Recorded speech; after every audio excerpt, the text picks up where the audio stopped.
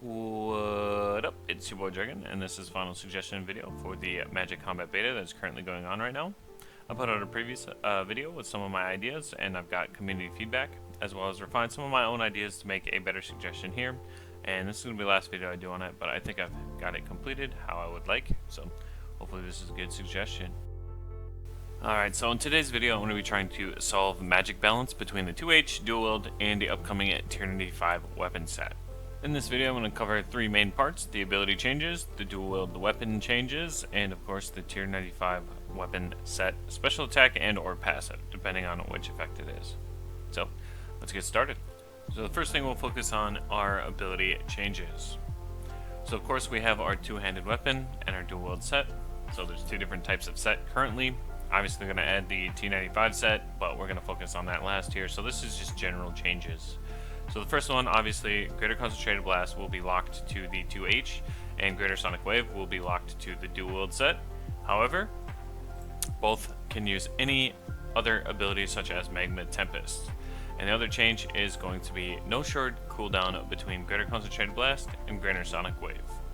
The reason this is such a good core change for Magic is that 2H, of course being the Fractured Staff of Armadyl, synergizes really well with the Greater Concentrated Blast ability by fishing for critical strikes to do more damage, whereas dual wield now is going to have flow stacks, which are going to be adjusted, and then of course not sharing the cooldown is going to make it so you can utilize both effects that each set is going to have. So 2H is probably going to be where you're looking for the criticals and getting more damage out. However, dual wield is going to have its own unique effect, which again we'll cover later in the video. In addition to this change, it's going to keep Greater Concentrated Blast valuable because it's the strongest ability for a basic ability. Greater Sonic Wave is actually going to have some value with some of the changes I'm going to make as well. And then with no shared cooldown, that's going to add some skill expression to the higher tier PVM. So I feel like everybody in this situation wins, including anybody that has Magma Tempest, because you'll just be able to use that if you're camping 2H, if you're camping dual wield, or if you want to juggle the weapons like the higher tier does. So I think this is a great compromise top to bottom to add some power back to Magic, and this is only the first change. So let's get into the next one. So let's focus on Greater Sonic Wave, the ability itself first. So we're going to add flow stacks to any Sonic Wave variant, scaling by 1 per rank. This means Lesser Sonic Wave is going to have 1 flow stack added when you use the ability, otherwise Sonic Wave is 2 and Greater Sonic Wave is 3. It's also going to increase damage by 15% if your next ability is a damage over time ability. In addition to this, you're going to add X amount of flow stacks based on tier of Sonic Wave as well. So what that means is if you use Greater Sonic Wave, you're going to get 3 flow stacks. If your next ability is any of the 3 damage over time abilities, not only are you going to get 15% damage increase, they're also going to get 3 additional flow stacks. This means you'll be at 6 flow stacks after using 2 abilities. And of course the 15% damage modifier is one of the only modifiers that's actually going to affect damage over time abilities, since currently I believe meta is really the only thing that does affect them. The next ability is a quick change. It's just Magma Tempest, of course. No changes will be made, besides the fact that it is now going to be a damage over time ability, or a dot. Currently it is a dot ability, however it doesn't function like the normal corruption or combust abilities, so just a minor change here, but this is definitely going to help with the overall thematics. The next ability we're kind of changing is Metamorphosis. This one's a little bit of a controversial one, but we'll see what the reception is. So the first thing we're going to do is increase the duration to 25.2 seconds or 42 ticks. This means after you use the ability, you would have 13 abilities available, or sorry, 13 global cooldowns available after using the ability. So that's what it's based around. So of course, the first effect is it will reset Wild Magic cooldown. So this is going to work exactly like Living Death does to Death Skulls. However, this is a threshold, not ultimate ability, so I don't think it'll be quite as good, but still significant. And then to compensate for that additional basically 10.2 seconds added to Metamorphosis, we're going to increase the damage buff from a 1.66x modifier down to 1.6, which doesn't seem like a lot, but again, it does affect damage over time abilities, so I think this is a pretty good compromise to add at least a whole 10 seconds onto the Metamorphosis ability. So now I'd like to define flow stacks and flow state. So while using dual wield weapons, you can generate flow, and then you can stack that up to 15 times total. Flow stacks give you 1% ability damage per stack to damage over time abilities. This means if you have the cap at 15 stacks, yes, you would be getting 15% ability damage to damage over time abilities. At 15 stacks, we'll be in what is known as flow state. So we're going to talk about flow state as well, and the benefits that that's going to have when you reach the maximum of those 15 stacks. Flow state and flow decay. So while in flow state, damage over time abilities gain 1.5% adrenaline, as well as 15% additional damage on those damage over time abilities. This means, yes, you're going to have 30% additional damage to damage over time abilities if you use Greater Sonic Wave first. So pretty good benefit, and of course that ability is also going to generate 1.5% adrenaline as well, so it's just kind of an added buff while being in flow state. So if that wasn't enough, while in flow state, the player's wild magic cooldown will be cut in half. This changes it from 20.4 seconds or 34 ticks down to 10.2 seconds or 17 ticks. So with the Metamorphosis changes I talked about earlier, this is the main reason, is you're going to be able to use 3 wild magics within that 13 global cooldown window to make Metamorphosis have kind of its own unique ultimate rotation. I mean, ideally you'd want to start with the wild magic on your first global cooldown, and then once you reach the 7th global cooldown, that should also be wild magic, and then the 13th ability should also be wild magic. So you're getting 3 in a Metamorphosis rotation, which makes it different from your standard Inside Fear into Fractured Staff of Armadillo special attack.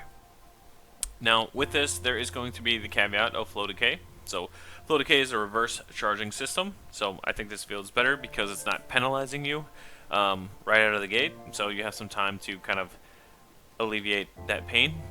While in flow state, you will have a 9-second timer before flow decay starts. If you reapply flow at any time, it resets this timer. If the timer hits 0, it will decay 1 stack per tick. So what that means is basically you have 9 seconds to use a Greater Sonic Wave, or use Greater Sonic Wave into Corruption, or Combust, or Magma Tempest to reapply flow stacks to continue 9 seconds after that second ability as well.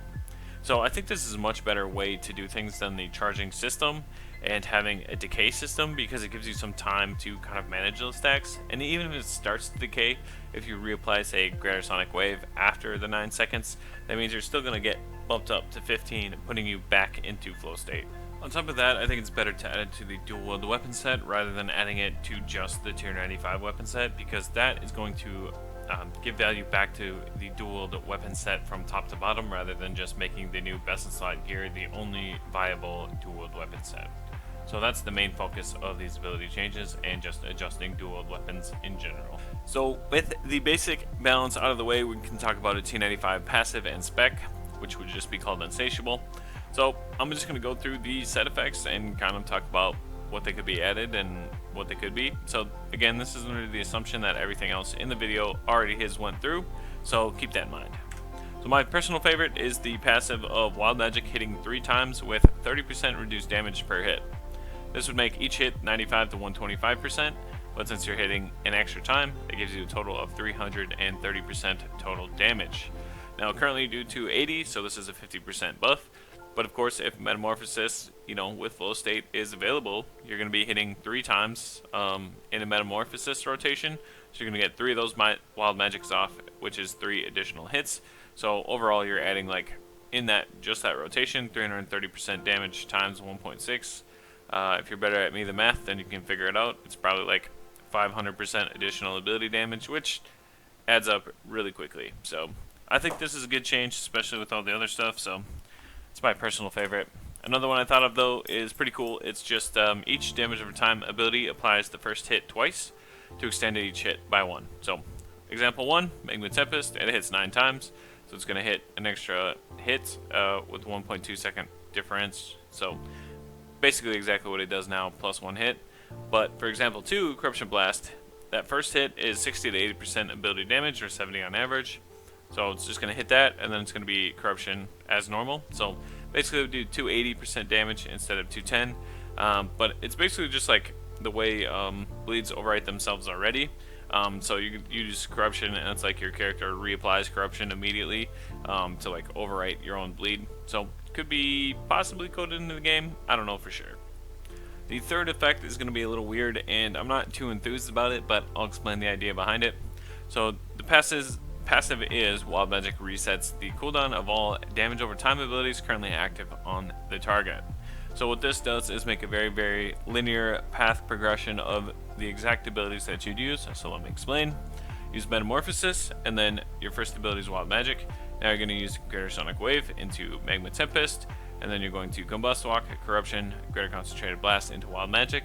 Once you use Wild Magic, that resets all your damage over time abilities, so now you can use the same exact ability rotation where you Greater Sonic Wave into Magma, Combust Walk, Corruption, G-Conk into Wild Magic, and then do it one more time.